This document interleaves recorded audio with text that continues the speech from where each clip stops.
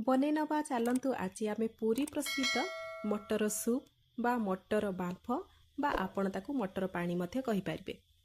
वर्षा दिन हो शीत दिन हो किंबा कौ दिन भी हो जदि ठंडा ठंडा पागरे आपण को ये मिलिजिबो कौन सी प्रकार बाहर किंबा रेडीमेड सूप आपण को दरकार पड़िबो नाही। यार टेस्ट एते जबरदस्त ताहले वीडियो को प्रथम रु शेष पर्यंत देखंतु। नमस्कार जय जगन्नाथ मो चैनल सीजन्स एंड बाइट्स रे आपण समस्त को स्वागत जनाऊँगी।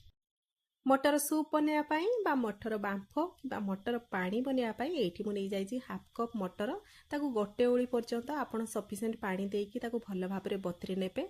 एबे आमे नहीं प्रेसर कुकर आ सेइथिरे सबु आमर मटर गुड़ा को बिना पानी रे जेतिकी पानी आमे बतरी थिले सेइथिरु छाणी देकी आमे केवल मटर को एथिरे पकेइबा।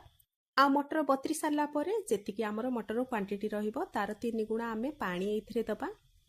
आपण जदि मटर को कम समय पाई बतरी नहीं ना आपण कौन करेंगे जिते सिझाऊँच से गोटे चुटकी आपण बेकिंग सोडा पकई नेबे माने खाइबा सोडा पकईदेवे देखिए बढ़िया से भल भाव ये सिझीज। किंतु जेहेतु मु गोटे ओलिया को भल भाव ये बतरी नहीं से मुझे सोडार व्यवहार करूनी। एबे इथिरे आमे लुण आड करदबा। आमे एठी कम परिमाण लुण आड करबा। हाफ छोट चामच लुण मु पकई नेछि। सिझेबा समय आपण कम लुण आड करेंगे किंतु जेतेबेले आमे बाउल रेडी करबा आपण सेइथिरे लुण दे पारिबे किंतु एई मोमेंट रे आपण कम लुण आड करेंगे।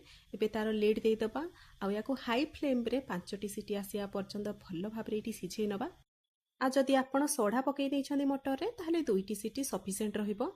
एबे एठी देखंतु गोटे बाउल रे मु अल्प किछि पानी नै जाईछि। एई पानी रे एबे आमे तेंतुली बतरेइबा। मुझे अल्प परिमाण तेंतुली नहीं जाइए आउ एबे आमे पानी रे बतरे नबा। जेतिकी समय आमर मटर ये भल भाव सिझुची से ही समय आमे ये तेंतुली को बतरे नबा। देखिए बढ़िया से आमर तेंतुली मध्य बतरी जीव। आ किछि समय पर आपण निजे देखिए तेंतुली आमर भल भाव में बतरी जाइथिबो। तापर पुणी थरे ताकू किछि समय आपण दली नेबे आउ याकू छाणी के आमे व्यवहार करिबा। बिना छणा रे आपण व्यवहार करिवे नाही छाणी देबे जा द्वारा कि सेतिरे खतड़ जिंस सब बाहरी आसीबो। एठी देखंतु आमर तेंतुली रस एबे रेडी हे सारिची। एबे मु सेतिरे गोटे कंचा लंका को भल भाव में एठी चकटी नेछि। कंचा लंका को आपण न काटिकी जदि आपण एहीपरि भाव में तेंतुली रे टिके चकटी देबे बढ़िया तार स्वाद आसीबो आ बास्ना मध्य बहुत भल आसीबो। आपण जदि बेसी राग खाउथिबे कंचा लंकार मात्रा को बढ़ाई पारिबे। आ एठी देखंतु एबे आमर मटर मध्य भल भाव में एठी सिझी सारलाणी। प्रेसर कुकर ठंडा हो सारा पर आपण लिड को खोली नेबे। एबे गोटे डंकी नेकी ताकू टिके आमे मटर को भल भाव में टिके स्माश करि नबा। बेसी स्माश करिवे नाही जेमिति कि किछि परिमाण मटर आमर स्माश हे जिवो आ किछि परिमाण मटर आमर गोटा गोटा हेकी रहिबो।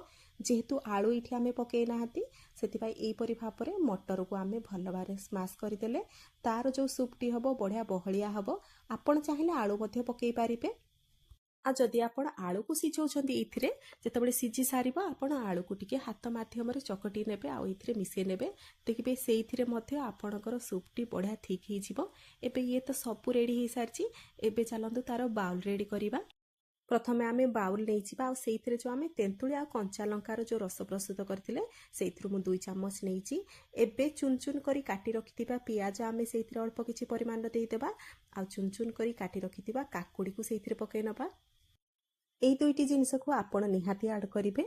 एई दुईटी जिनिस एई सूप को बहुत हेल्दी करे। ता सहित आपण सूप पीला बेले मध्य यार गोटे गोटे बाइट जो क्रंची फील दबो बढ़िया लागिबो। एबे इथिरे आमे अल्प परिमाण नॉर्मल लुण ऐड करिबा आ अल्प परिमाण संधव लुण माने ब्लैक सॉल्ट को ऐड करिबा।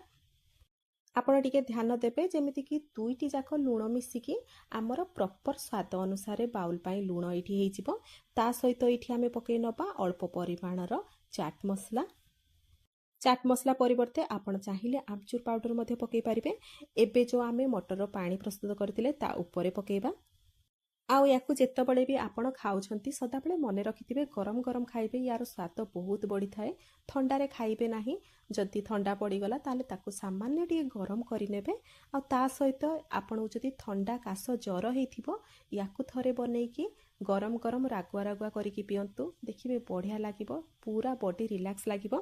एबे अल्प परिमाणर सेइथिरे मु लंका गुंड पकेइ नेइची आ एबे सब जिंस को आमे टिके भल भाबरे एठी मिक्स करि नबा।